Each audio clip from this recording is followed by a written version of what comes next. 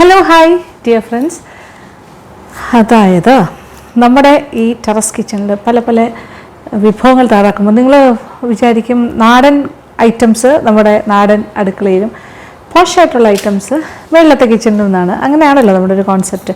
കാര്യം ഇവിടെ കുറച്ചുകൂടി എനിക്കിങ്ങനെ വർക്ക് ചെയ്യാനുള്ള സ്പേസ് ഉണ്ട്. ഇപ്പോൾ ഫോർ എക്സാമ്പിൾ നമുക്കിപ്പോൾ കേക്ക്, പേസ്ട്രീസ്, പിന്നെ എന്താ പറയുക പുഡിങ്സ് ഒക്കെ ചെയ്യുമ്പോൾ നമുക്ക് കുറച്ചുകൂടി വർക്കിംഗ് സ്പേസ് വേണം എന്നുള്ളത് കൊണ്ടാണ് അങ്ങനെ വിചാരിക്കുന്നത്. അത്രേ ഉള്ളൂ, വേറെ കാര്യമൊന്നുമില്ല. എനിക്ക് പക്ഷേ കൊച്ചടുക്കള ഭയങ്കര ഇഷ്ടമാണ്. നമ്മളെപ്പോഴും പെരുമാറുന്ന അടുക്കളയാണല്ലോ ചെറിയ അടുക്കള, വീട്ടിലെ സ്ഥിരമായിട്ടുള്ള അടുക്കള ആയതുകൊണ്ട്. പക്ഷേ ഇവിടെ കുറച്ചുകൂടി കംഫർട്ടബിളായിട്ട് എനിക്ക് ഇങ്ങനെ ഷൂട്ടിങ്ങിൻ്റെ പർപ്പസിന് ഇത് കുറച്ചുകൂടി കംഫർട്ടബിളാണ്, അതുകൊണ്ടാണ്. അപ്പോൾ ഇന്നത്തെ ഐറ്റവും അതുപോലത്തെ ഐറ്റമാണ്. നിങ്ങൾക്ക് എല്ലാവർക്കും കേക്ക്സ് വലിയ ഇഷ്ടമാണെന്ന് എനിക്ക് മനസ്സിലായി.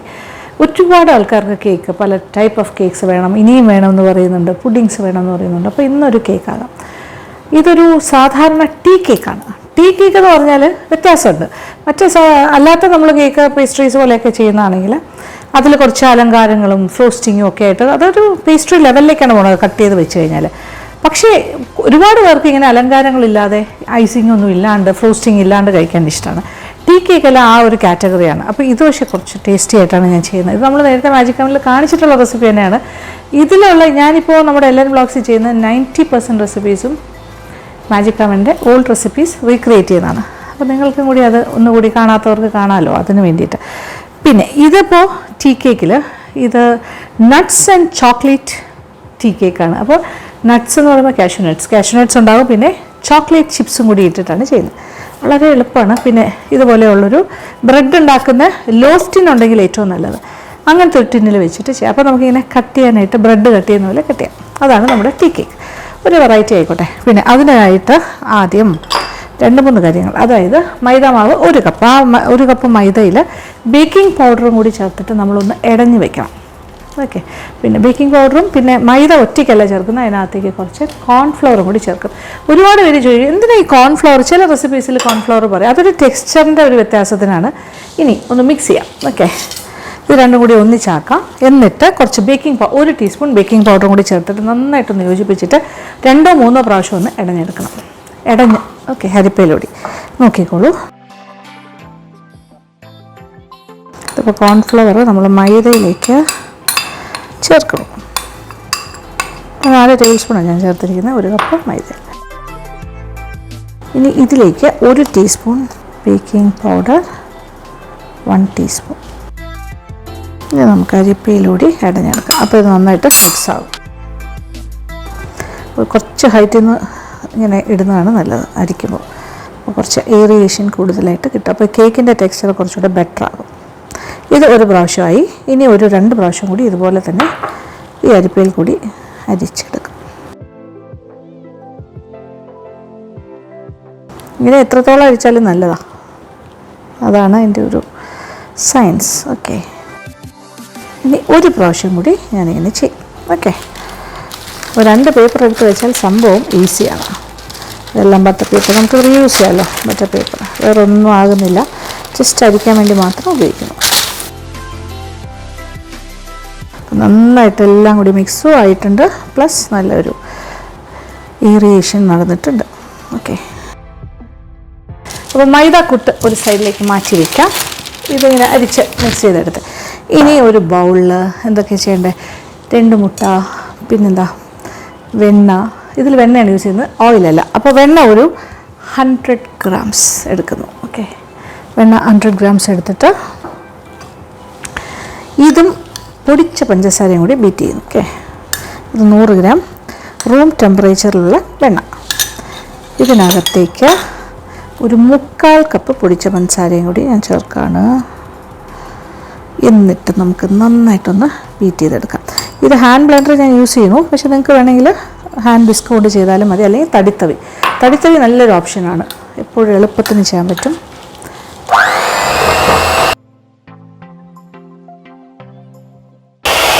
ആക്ച്വലി ഹാൻഡ് ബ്ലെൻഡർ യൂസ് ചെയ്തതുകൊണ്ടാണ് ഞാൻ വെണ്ണയും പൊടിച്ച പഞ്ചസാരയും കൂടി ഒന്നിച്ചാക്കിയിട്ട് ബീറ്റ് ചെയ്ത് തുടങ്ങി. സാധാരണഗതിയിൽ നമുക്ക് വെണ്ണ ആദ്യം ഇട്ടിട്ട് അതൊന്ന് ബീറ്റ് ചെയ്യാം. ഇപ്പോൾ ഹാൻഡ് വിസ്കൊക്കെയാണ് ഉപയോഗിക്കുന്നതെങ്കിൽ, ഇതുപോലത്തെ വിസ്കൊക്കെയാണ് ഉപയോഗിക്കുന്നതെങ്കിൽ നമുക്ക് ആദ്യം വെണ്ണ നന്നായിട്ടൊന്ന് ബീറ്റ് ചെയ്ത് അതിനെ ഒന്ന് പദം വരുത്തി ഒന്ന് ഫ്ലഫി ആക്കിയിട്ട് പഞ്ചസാര, പൊടിച്ച പഞ്ചസാര കുറേശ്ശെ ഇട്ട് ചെയ്ത്. ഇപ്പോൾ ഹാൻഡ് ബ്ലെൻഡർ ഉള്ളത് കൊണ്ട് ഞാനിങ്ങനെ ചെയ്തേ ഉള്ളൂ. അങ്ങനെ ചെയ്യണമെന്നില്ല. ഇനി ഹാൻഡ് ബ്ലെൻഡർ ഉണ്ടെങ്കിൽ പോലും നമുക്ക് ആദ്യം എണ്ണ ഒന്ന് പതപ്പിച്ചിട്ട് പിന്നെ പൊടിച്ച പഞ്ചസാര ഇട്ടാലും മതി. ഇതായാലും കുഴപ്പമില്ല. നല്ല ഫ്ലഫി ആയിട്ട് വരണം, അത്രേ ഉള്ളൂ. ഇതേ നോക്കിക്കോളൂ. ഈ രീതിയിൽ ഫ്ലഫി ആയി വന്നു കഴിഞ്ഞു. നല്ലൊരു ലൈറ്റർ കളറായില്ലേ, ഒരു ക്രീമിഷായിട്ട് മാറി. ഇത് നോക്കിക്കോളൂ. ഇങ്ങനെ ആകണം. അപ്പോൾ വിസ്ക് കയ്യിൽ വിസ്ക് വെച്ച് തടിത്തവി കൊണ്ട് ചെയ്യുകയാണെങ്കിലോ എന്താണെങ്കിലും ഇങ്ങനെ ആകണം, അത്രേ ഉള്ളൂ. ഇനി ഇതിലേക്ക് 2 മുട്ട ഓരോന്നോരോന്നായിട്ട് ചേർത്തിട്ട് വീണ്ടും ഒരെണ്ണം ചേർക്കുന്നു, നന്നായിട്ടൊന്ന് ബീറ്റ് ചെയ്യുന്നു, വീണ്ടും അടുത്തത് ചേർക്കുന്നു, വീണ്ടും ബീറ്റ് ചെയ്യുന്നു. അങ്ങനെ ഫസ്റ്റ് വൺ ഒന്ന് ബീറ്റ് ചെയ്യാം. അപ്പോൾ ആദ്യത്തെ മുട്ട നന്നായിട്ട് ഇതിനകത്തേക്ക് യോജിച്ച് കഴിഞ്ഞു. ഇനി രണ്ടാമത്തെ മുട്ട.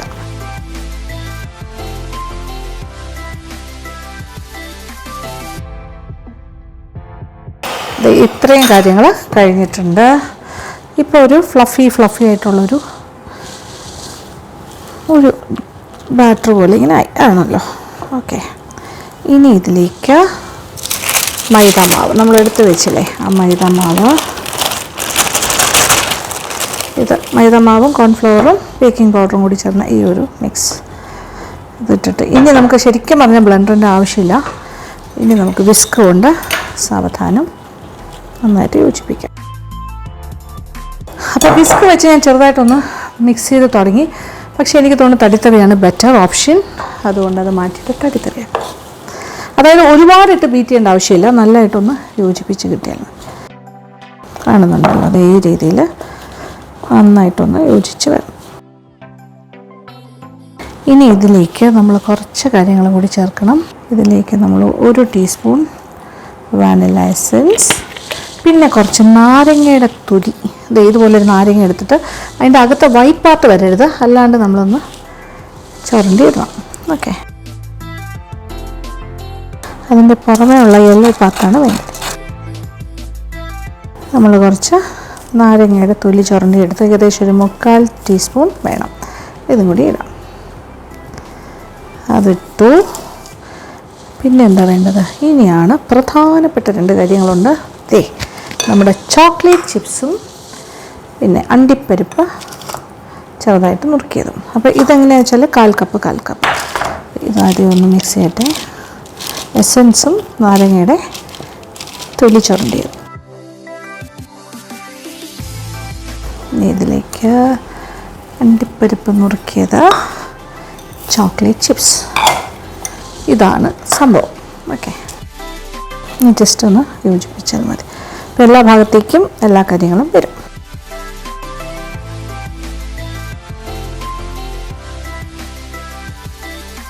ആക്ച്വലി ഇത് ഓക്കെ, നല്ല അത്യാവശ്യം നല്ലൊരു ടൈറ്റ് ബാറ്ററായിട്ടാണ് വന്നിരിക്കുന്നത്. അപ്പോൾ എന്താ ചെയ്യേണ്ടത്? ഒരല്പം, ഒരുപാടൊന്നും വേണ്ട, ഒരല്പം പാലെടുത്ത് വെച്ചേക്കുക സൈഡിൽ. അതിൽ നിന്നും 1 ടേബിൾ സ്പൂൺ, നമ്മൾ അളന്നൊഴിച്ചാലും കുഴപ്പമില്ല, 1 ടേബിൾ സ്പൂണോ 1.5 ടേബിൾ സ്പൂണോ നോക്കിയിട്ട് ഒഴിക്കാം. അപ്പോൾ നല്ല ഫ്ലഫി ആയിട്ടാണ് ബാറ്റർ ഇരിക്കുന്നത്.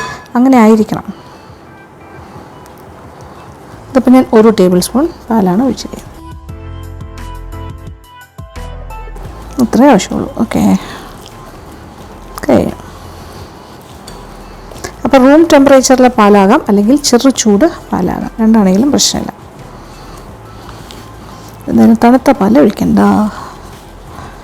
ഇനി എന്താ ചെയ്യാൻ വേണ്ടി നോക്കുള്ളൂ. നമ്മുടെ ലോഫ്റ്റിൽ ഞാൻ ഇതിനകത്ത് ചുറ്റും ഞാൻ വെണ്ണ തടവിയിട്ടുണ്ട്. അകത്തൊരു ബട്ടർ പേപ്പർ ഇട്ടിട്ടുണ്ട്. ഈ അളവിന് കറക്റ്റായിട്ട് കട്ട് ചെയ്തെടുത്ത് ബട്ടർ പേപ്പർ അകത്തേക്ക് നമ്മളുടെ ബാറ്റർ. സാധാരണ ഒരു കേക്ക് ബാറ്ററിൻ്റെ അത്രയും ലൂസല്ല, ഇച്ചിരി കൂടെ ടൈറ്റായിരിക്കണം. ഇങ്ങനെ തന്നെ ആയിരിക്കും ഇരിക്കുന്നത്. പാലൊഴിക്കുന്നതും ഓപ്ഷണലാണ്, വേണമെന്നുണ്ടെങ്കിൽ മതി. നിങ്ങൾക്ക് ചിലപ്പോൾ നന്നായിട്ട് മിക്സ് ചെയ്ത് വരുമ്പോൾ ആവശ്യത്തിന് ഈ ഒരു കൺസിസ്റ്റൻസി കിട്ടണം, അത്രേ ഉള്ളൂ. ഈ കൺസിസ്റ്റൻസി കിട്ടുന്ന അത്രയും രീതിയിൽ വരണം. അത് കിട്ടിയില്ല എന്നുണ്ടെങ്കിൽ അല്പം പാലൊഴിക്കുക. അപ്പോൾ നന്നായിട്ടൊന്ന് സ്പ്രെഡ് ചെയ്ത് കൊടുക്കുക, എന്നിട്ട് ലെവൽ ചെയ്യുക, അത്രേ ഉള്ളൂ. ഇത് ഓട്ടോമാറ്റിക്കായിട്ട് ബേക്ക് ചെയ്ത് വരുമ്പോൾ മുകളിലേക്ക് പൊങ്ങി കറക്റ്റായിട്ട് ലെവലായി വന്നോളും. ഇനി ഇത് സാധാരണ നമ്മൾ ടാപ്പ് ചെയ്യുന്ന പോലെ അത്രത്തോളം എന്താ പറയുക, എയർ ബബിൾസ് അങ്ങനെ കാര്യമായിട്ടൊന്നും നല്ല കുറച്ച് ടൈറ്റ് ബാറ്ററാണല്ലോ, എങ്കിലും ജസ്റ്റ് ഒന്ന് ഇത്ര ആവശ്യമുള്ളൂ. കാര്യം അത് വാട്ടറി അല്ല. ഓക്കെ, ലെവൽ ചെയ്യാനാണ്. അപ്പോൾ ലെവലായിരിക്കുവാണ് ഓൾമോസ്റ്റ്. ഇനി ബേക്കിംഗ് ടൈമിൽ ബാക്കി ലെവലായിക്കോളും.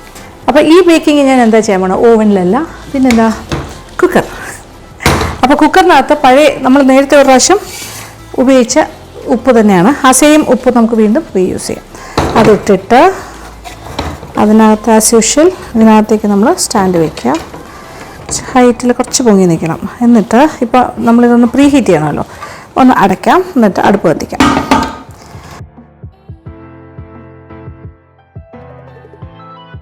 ഒരു 7 മിനിറ്റ്സ് നല്ല ചൂടിൽ കിടക്കട്ടെ. അപ്പോൾ കുക്കർ നമ്മൾ പ്രീ ഹീറ്റ് ചെയ്യണം. അപ്പോൾ 2 കാര്യം ശ്രദ്ധിക്കേണ്ട. ഒന്ന്, അതിൻ്റെ വെയിറ്റ് ഇടണ്ട. പിന്നെ അകത്തുള്ള ആ കറുത്തൊരു ബെൽറ്റ് പോലെയല്ലേ കാസ്കറ്റ്, അതില്ലെങ്കിലും കുഴപ്പമില്ല. അത് രണ്ടും മാറ്റിയിട്ടാണ്. ഇതിപ്പോൾ നല്ല ഹൈ ഹീറ്റിൽ ഒരു 5 to 7 മിനിറ്റ്സ് പ്രീ ഹീറ്റിംഗ്. അത് കഴിഞ്ഞാൽ നമ്മുടെ, സത്യം പറഞ്ഞാൽ നിങ്ങൾക്ക് വേണ്ടിയിട്ട് ഞാൻ OTGയിൽ അല്ലാണ്ട് ചെയ്ത് കാണിക്കണം എന്ന് എനിക്കുണ്ടായിരുന്നു. അപ്പോൾ ഈ കുക്കറിലേക്ക് പറ്റുന്നൊരു കറക്റ്റ് സൈസിന് ലോഫ്റ്റിനും കൂടി ഉണ്ടായിരുന്നതുകൊണ്ട് ഓക്കെ. അതല്ലെങ്കിൽ നമ്മൾ ആ നോൺ സ്റ്റിക്കിൻ്റെ പാനിനകത്ത് വെക്കായിരുന്നു. പിന്നെ കുക്കറില്ലെങ്കിലും ഈ ഇറ്റാലിയത്തിൻ്റെ നല്ല ചൂട് കട്ടിയുള്ള പാത്രം ഉണ്ടാവുമല്ലോ, അത് ആയാലും മതി. അതിനകത്തേക്ക് ഇതുപോലെ ഒരു തട്ടമോ ഒരു പാത്രം കമഴ്ത്തിയിട്ടിട്ടോ അതിൻ്റെ മുകളിലേക്ക് എടുത്ത് വെച്ചിട്ട് നല്ല എയർ ടൈറ്റായിട്ടൊരു നല്ല അതിന് ഫിറ്റിംഗ് ആയിട്ടുള്ളൊരു അടപ്പുകൊണ്ട് അടച്ചാൽ അതിൻ്റെ മുകളിലൊരു വെയിറ്റും എടുത്ത് വെച്ച് കഴിഞ്ഞാൽ പെർഫെക്റ്റ്. അങ്ങനെ നമുക്ക് ബേക്കാം. ഇതിപ്പോൾ നല്ല ചൂടായി, തുറക്കട്ടെ. ഒരു 5 മിനിറ്റ് കൂടുതലായി, തുറക്കാൻ പോണു. നല്ല ചൂടായിരിക്കുന്നു. ആഹാ, ചൂടാണ്, നല്ല ചൂട് കാറ്റടിക്കുന്നു. അതിലേക്ക് വയ്ക്കാം. വീണ്ടും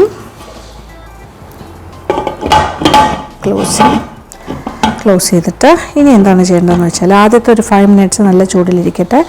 അത് കഴിഞ്ഞ് മീഡിയം ഫ്ലെയിമിലേക്ക് ആക്കാം. അപ്പോൾ ഏകദേശം എനിക്ക് തോന്നുന്നു 1/2 മണിക്കൂർ കൊണ്ടെങ്കിലും ബേക്കായി കിട്ടണം എന്നാണ് എൻ്റെ ഒരു പ്രതീക്ഷ. ഇപ്പോൾ ആദ്യത്തെ 5 മിനിറ്റ്സ് ഞാൻ തീ കുറയ്ക്കുന്നില്ല, ആ ഹൈ ഫ്ലെയിമിൽ തന്നെ ഇരിക്കട്ടെ. അത് കഴിഞ്ഞ് മീഡിയത്തിൽ വീണ്ടും ഒരു 25 to 30 മിനിറ്റ്സ് നോക്കാം. പിന്നെ എനിക്ക് തോന്നുന്നു അവസാനത്തെ ഒരു മീഡിയം ലോയിൽ വെച്ചാൽ മതി. അത് കഴിഞ്ഞിട്ട് ലാസ്റ്റ് 10 മിനിറ്റ്സ് കറക്റ്റ് മീഡിയം കൊടുക്കുക. എന്നിട്ട് നമുക്ക് നോക്കാം. ഇനി ഈ പാത്രമൊക്കെ ഒന്ന് കഴുകി വെച്ചാൽ മതി. ഇപ്പം ഞാൻ വെയിറ്റ് ചെയ്തു, ഒരു 40 മിനിറ്റ്സോളം വെയിറ്റ് ചെയ്തു. 35 to 40, ഞാനൊരു 30 മിനിറ്റ് കഴിഞ്ഞപ്പോൾ ഞാനൊന്ന് തുറന്ന് നോക്കി. അപ്പോൾ ഇങ്ങനെ പൊങ്ങി കറക്റ്റായിട്ട് വന്നു. പക്ഷേ കുറച്ചുകൂടി ഒരു ഗോൾഡൻ ആകാനുണ്ടായിരുന്നു. വീണ്ടും ഒരു 10 മിനിറ്റ്സ് കൊടുത്തു. അപ്പോൾ ആക്ച്വലി എൻ്റെ ഒരു ഫ്ലെയിം എന്ന് പറയുന്നത് മീഡിയം ലോ. ആദ്യത്തെ 5 മിനിറ്റ്സ് നല്ല ഹൈ ഫ്ലെയിം, പിന്നെ അത് കഴിഞ്ഞിട്ട് മീഡിയം ലോയിലാണ് ഇത്ര നേരം വെച്ചിരുന്നത്. അവസാനം വരെ അങ്ങനെ തന്നെയായിരുന്നു. ഇനി ഞാൻ തുറക്കട്ടെ, കാണിച്ചു തരാം. നല്ല മണം. ഈ അടുക്കള, നമ്മുടെ ടെറസ് അടുക്കള കംപ്ലീറ്റ് നല്ല മണം. ഒരു ബേക്കറി കയറിയ മാതിരിയുണ്ട്. സാധാരണ ഒരുപാട് കേക്ക്സ് ഞാൻ നിങ്ങൾക്ക് വേണ്ടിയിട്ട് ഉണ്ടാക്കിയില്ലേ, പക്ഷേ ആ കേക്ക്സ് ഉണ്ടാക്കുമ്പോൾ ഇത്ര മണം ഇതുവരെ വന്നിട്ടില്ല. പക്ഷേ ഈ കേക്ക് ഉണ്ടാക്കിയപ്പോൾ അതിനെക്കാട്ടിലപ്പുറത്തേക്കൊരു മണമാണ്. അപ്പോൾ മനസ്സിലായല്ലോ സ്വാദം എന്തായിരിക്കും. നോക്കാം, ഇത് നോക്കിക്കോളൂ. യാ, നമ്മുടെ tea cake is ready. Tea cake എന്ന് പറയുമ്പോൾ ശരിക്കും ഒരു ബ്രെഡ് പോലെ തോന്നുന്നില്ലേ? അതാണ് ഞാൻ പറഞ്ഞില്ല, അതിൻ്റെ ആ ഒരു ബാറ്ററിൻ്റെ ടെക്സ്ചർ കണ്ടിരുന്നല്ലോ. കുറച്ച് ലൂസല്ല, കുറച്ച് ടൈറ്റാണ്, കുറച്ചൊരു കട്ടിയിലാണ്. നമ്മളൊരു ബ്രെഡോ ഒക്കെ പോലെയാണ് ചെയ്തു വരുമ്പോൾ വരുന്നത്. ഇനി ഇത് പുറത്തേക്ക് എടുക്കാം. നല്ല ചൂടാണ്. ഇപ്പോൾ കണ്ടു കഴിഞ്ഞാൽ ഒരു ബ്രെഡ് പോലെ തന്നെ ഇരിക്കണം. This is our tea cake. ഇത് ചോക്ലേറ്റ് ആൻഡ് നട്ട്സ് ടീ കേക്കാണ്. ഇനി ഞാനൊന്ന് നിങ്ങൾക്ക് കാണിച്ചു തരാം. അതിൻ്റെ വേഗം നോക്കി, നീറ്റ് ക്ലീൻ, കണ്ടോ, ക്ലീനായിട്ട് വന്നു. ദാറ്റ് മീൻസ് ഉള്ളൊക്കെ നന്നായിട്ട് വെന്തിട്ടുണ്ട്. പുറമേയൊക്കെ ചെറിയൊരു ക്രസ്റ്റി ആയിട്ട് ഇങ്ങനെയാണ് വരുന്നത്.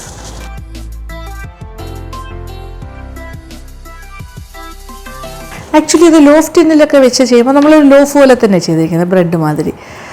സാധാരണ ബനാന ബ്രെഡെല്ലാം നമ്മളിങ്ങനെ ചെയ്യില്ല, അതുപോലെ. ഇത് chocolate and nuts tea cake. എൻ്റെ സന്തോഷം കണ്ടോ മുഖത്തെ?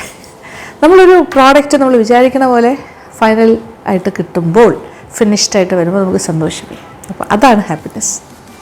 അപ്പോൾ നമ്മുടെ എന്താണിത്, ടീ കേക്ക് ഇവിടെ ഓൾമോസ്റ്റ് തണുത്തു. എന്താ എനിക്ക് കയ്യിൽ പിടിക്കാൻ പറ്റുന്ന ആ ഒരു പാകമായിട്ടുണ്ട്. എന്നാൽ ചെറിയ ചൂടില്ലായില്ല കേട്ടോ. അപ്പോൾ അതൊന്നും ഡീമോൾ ചെയ്യാം.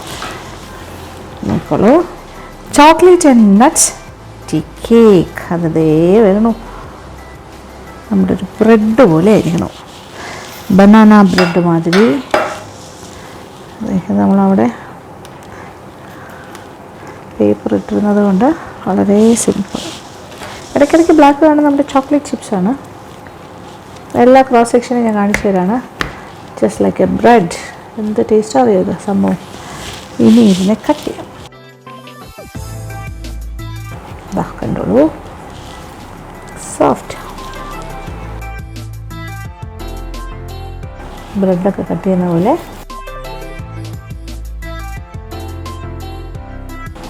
എല്ലാം കട്ട് ചെയ്യും. ചൂട്ട്.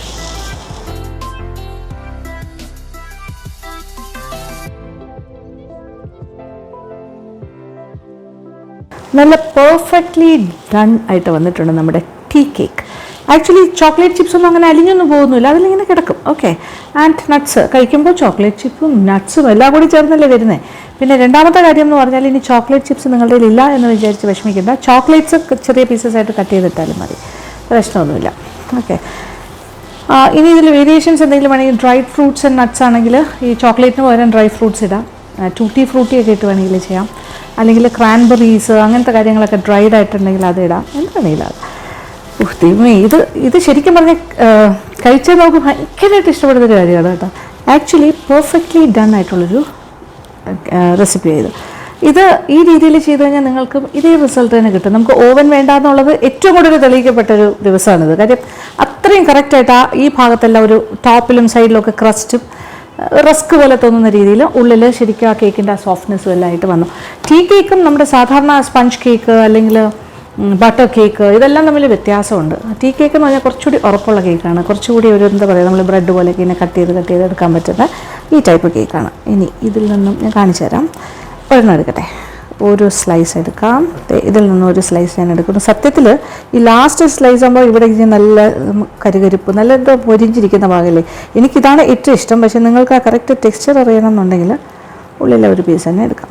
ഇതേ നോക്കിയേ, ഇത് നല്ല സോഫ്റ്റാണ്. ഇതെല്ലാം ക്രസ്റ്റ് പോലെ നല്ല ഒരു ബിസ്ക്കറ്റ് മോഡൽ ഒരു കരുകരിപ്പുണ്ടാകും.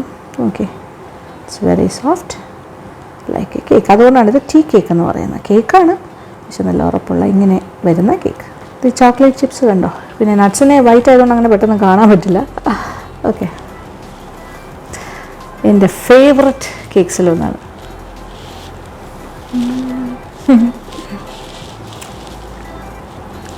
Very nice.